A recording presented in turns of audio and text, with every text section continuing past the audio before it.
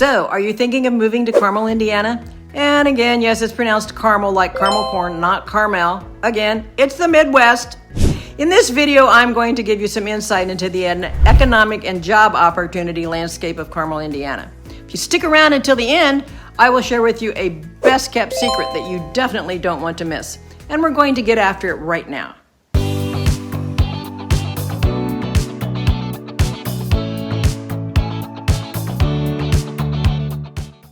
If this is your first time to this channel and you want to know everything about living, working, and playing in Indianapolis and the surrounding areas like Carmel, Indiana, then subscribe below and tap the bell for notifications so that you can be the first to know about the current market in Carmel, Indiana.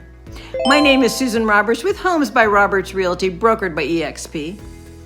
We get calls and emails every day from people just like you looking for help on making their move to Carmel, and we absolutely love it. Whether you are moving in 9 days or 90 days, give us a call, shoot us a text, or send us an email. All the information you need is in the description below. We can help you make a smooth move to Carmel, Indiana. So now we are really going to get after it. Carmel is known for its superb infrastructure and modernization efforts, as well as focus on bringing businesses within its border. And as we all know, along with expansion and improvement comes debt. Carmel has frequently been criticized for excessive expenditure. However, current Mayor Sue Finkam said there are sufficient city tax collections to pay off the city's $1.5 billion in debt. But she also noted that a recent change in state law will reduce those revenues. The Indiana legislature recently extended until 2026 the diversion of about $8 million a year in local income taxes from the city of Carmel to the city of Fishers, which is Carmel's next door neighbor. So how much are the taxes? And how much do I have to pay to be in Carmel? Surprise, the Carmel's district rate is still the 9th lowest in the state.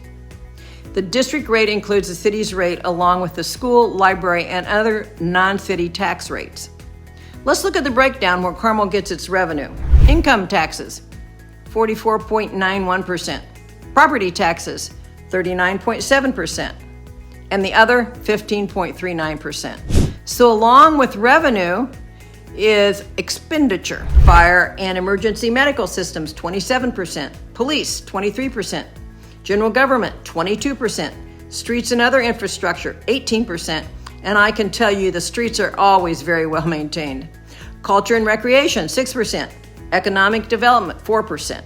The city of Carmel established its first TIF, tax increment financing areas, in 1997 to redevelop the downtown core of the city. The TIF has generally been used to finance infrastructure, public amenities, and public parking facilities to not only entice the new businesses and development, but to improve the quality of life in the city in Carmel.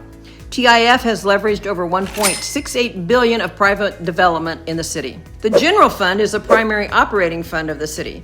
A good way to determine the overall financial position of local unit of government is by their general fund. Total general fund revenue was $117.4 million. The good news is that Carmel's 2023 general fund budget is balanced with no draws on the city's rainy day fund. Carmel has the second highest city rainy day fund balance in Indiana at $11.8 million. So now that we have the money sorted out, let's look at the major employers and job opportunities. Being the economic leader in the state of Indiana, Carmel boasts the state's second largest concentration of office workers and an unemployment rate nearly half the national average. More than 130 companies have international, national, or regional headquarters located in Carmel, Indiana.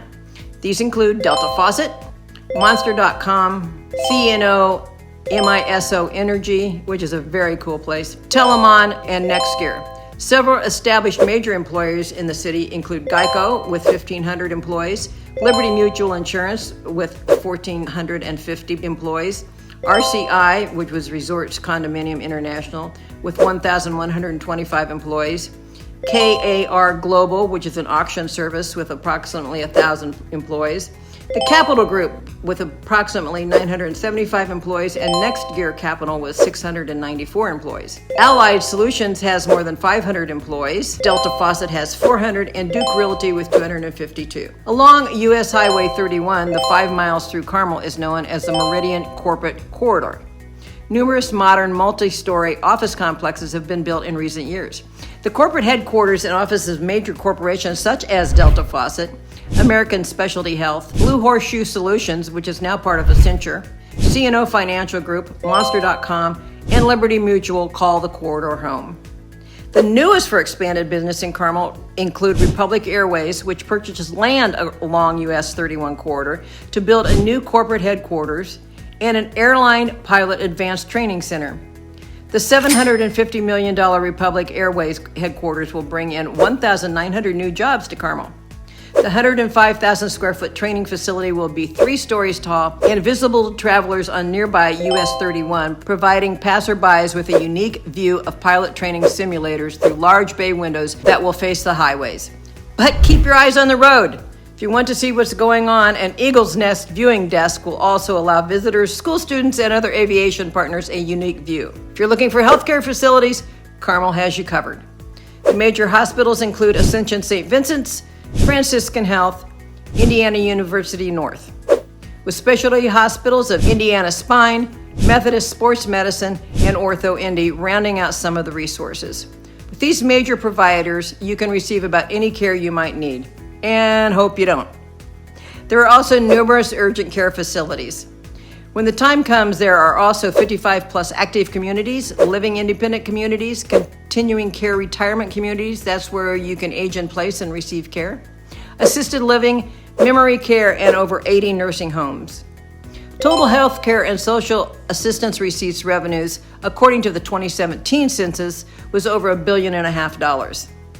The census also noted that retail sales were over $2.1 billion, and that was an expenditure of $22,000 per capita, with food service coming in third at $408 million.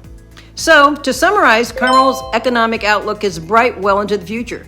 You can't go wrong if you move to Carmel, Indiana. And now to the big reveal, the big secret. We know that Carmel is recognized for its sound corporate environment, high-quality residential neighborhoods, outstanding schools, cultural amenities, well-developed infrastructure, and strong economy. But did you know that Carmel consistently ranks as one of the best places to live in Indiana and the United States? In 2022, according to niche.com, Carmel was the #1 best place to live, #1 best place to raise a family, and #1 best schools in Indiana. According to Money Magazine, Carmel was the #1 best place to retire in the U.S. and the #1 holiday market in the United States, according to USA Today. Plus, if you can't find what you need in Carmel, the proximity to Indianapolis provides increased employment and higher education opportunities for all residents. So again, what are you waiting for? Carmel, Indiana should be the place you call home.